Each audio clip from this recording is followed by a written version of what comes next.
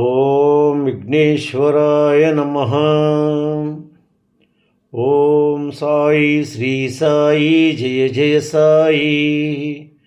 ఓం ఓం కాంతమ్మ, ఓంకారి కాంతమ్మ. అమ్మ కాంతమ్మ తల్లి గురించి అద్భుతమైన విషయాలను తెలుసుకోబోతున్నాము. మొదటిసారిగా ఈ వీడియో చూస్తున్న ప్రతి ఒక్కరూ సబ్స్క్రైబ్ చేసుకోండి, లైక్ చేసి షేర్ చేయండి.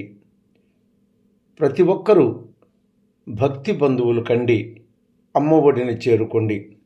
ప్రక్కనున్న బెల్ సింబల్ని నొక్కండి. మొదలు పెట్టుకుందామా?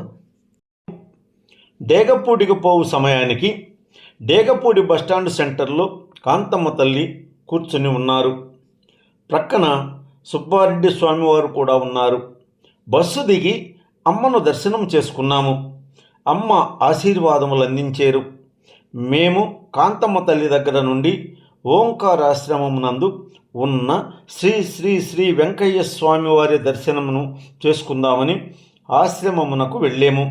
ఇంతలో సుబ్బారెడ్డి స్వామివారు అమ్మను రిక్షాలో ఎక్కించుకొని ఆశ్రమము వద్దకు తీసుకుని వచ్చినారు. అప్పుడు సమయము మధ్యాహ్నం 12:30 గంటలైనది. మరలా అమ్మ దర్శనం చేసుకున్నాము. శాంతమ్మ గారు అమ్మకు మహానివేదన తెచ్చిపెట్టినారు. ఆ నివేదనలో ఉన్న మహాప్రసాదం అమ్మ స్వయముగా అన్నము, కారంపొడి, నెయ్యి కలిపి 3 సార్లు 3 ముద్దలు నాకు పెట్టినది. మరియు నా భార్య పిల్లలకు కూడా తలా 3 ముద్దలు అమ్మ కలిపి పెట్టినది. ఆ ప్రసాదము ఎక్కువ కారంగా ఉండుట వలన నా నాలుక మంటగా ఉండినది అనుకున్నాను మనసులో. నా మనసులో అనుకున్న మాటకు ఇంతలో అమ్మ లోపల నుండి పాయసం తీసుకురమ్మని చెప్పింది. ఒక భక్తుడు పాయసం దబరం తెచ్చి అమ్మ కాంతమ్మ తల్లి ముందు పెట్టాడు. ఆ పాయసాన్ని అమ్మ గరిటితో తీసి పట్రా ఎదవా అని నాకు దోసిలిలో పోసినది. అమ్మకు మన మనసులో ఏమి అనుకున్నా అద్దములో చూసినట్టు తెలుసుకుంటుంది. అమ్మ అందుకే పాయసము తెప్పించి మాకు పంపకము చేసింది. అట్లా మా నలుగురికి పాయసము 3 గంటలు మా దోసిళ్లలో పోసి తినిపించినది. హాయిగా తృప్తిగా నాలుకకు తీపి తగిలినది కదా. అందరము తిని అమ్మ ముందు నిలబడి అమ్మను చూస్తున్నాము. ఇంతలో నెల్లూరు వారు భక్తులు వస్తూ వేరుశనగ ముద్దలు తీసుకుని వచ్చారు. అమ్మకు వేరుశనగ ముద్దలు అంటే చాలా ఇష్టము. వారు తెచ్చి ఇచ్చిన వేరుశనగ ముద్దలు 4 దిక్కులకు 4 విసిరివేసినారు. నేను ఉన్న ప్రక్కకు అమ్మ విసిరిన వేరుశనగ ముద్ద నాకు నేరుగా వచ్చి నా నుదిటిన తగిలినది. నా నుదిటిపై కూడా బొప్ప కట్టినది. అక్కడ ఉన్నవారంతా నన్ను పలుకరించి వేరుశనగ ముద్ద తగిలినది కానీ అమ్మ నీకు తన దీవెనలు అందించారని నన్ను పొగడినారు. అమ్మ దయ నీకు లభించినదే అని చెప్పారు. నీవు అదృష్టవంతుడివేనని నన్ను అందరూ దీవించారు. ఆ సమయంలో నేను ఒక ప్రైవేటు కంపెనీలో ఉద్యోగం చేయుతున్నాను. నాకు జీతము చాలక ఆగిపోయి ఉన్నాను. ఇంకా ఎక్కడ వస్తుందో ఉద్యోగమునని బాధపడుతున్నాను. అసలు ఉద్యోగము వస్తుందో రాదోనని బెంబేలు ఎత్తిన సమయంలో వేరుశనగ ముద్ద తగిలి బొప్పి కట్టి బెంబేలు ఎత్తిన నన్ను ప్రసన్న వదనుని చేసినది కాంతమ్మ తల్లివారు. అమ్మ కాంతమ్మ తల్లి నా మనసులోని ఆందోళనను గమనించినది. నేను అమ్మను అడగకుండానే నేను పనిచేస్తున్న కంపెనీలోనే మరలా వాళ్ళు పిలుస్తారు, నీకు ఉద్యోగం వస్తుంది, ఏమి పర్వాలేదు, పో వెళ్ళు చేరు, నీకు బాగుంటుందేనని అమ్మ నాకు చెప్పారు.